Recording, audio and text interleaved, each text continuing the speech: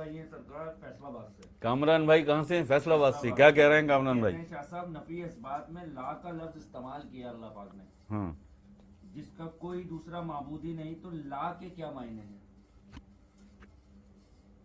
لا کا لفظ مطلب جبکہ کوئی دوسرا معبود نہیں، تو لا کا لفظ استعمال مطلب یہ کہ ان کے اندر یہ ہے کہ کیوں ہوا.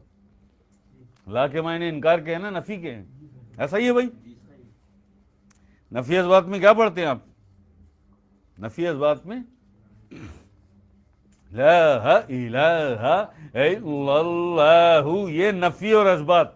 لا الہ یہ ہے نفی، نہیں کوئی معبود الا اللہ سوائے اللہ کے.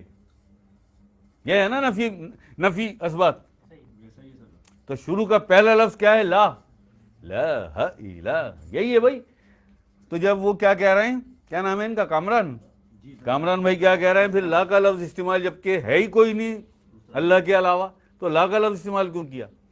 یہ بہت بڑا مغالطہ ہے لوگوں کو، یہ بہت بڑا مغالطہ ہے. قرآن کریم میں اللہ پاک اپنے حبیب آقا کریم حضور علیہ السلام سے فرماتا ہے قرآن کریم میں، اے حبیب کیا تم نے نہیں دیکھا ان لوگوں کو جنہوں نے اپنے نفس کی خواہش کو اپنا معبود بنا رکھا ہے؟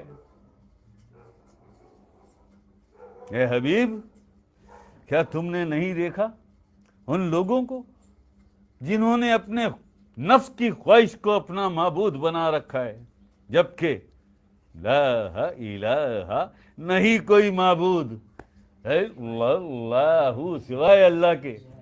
اور انہوں نے کسے بنا لیا؟ اپنے نفس کی خواہش کو اپنا معبود. یہ قرآن ہے کامران، یہ قرآن ہے.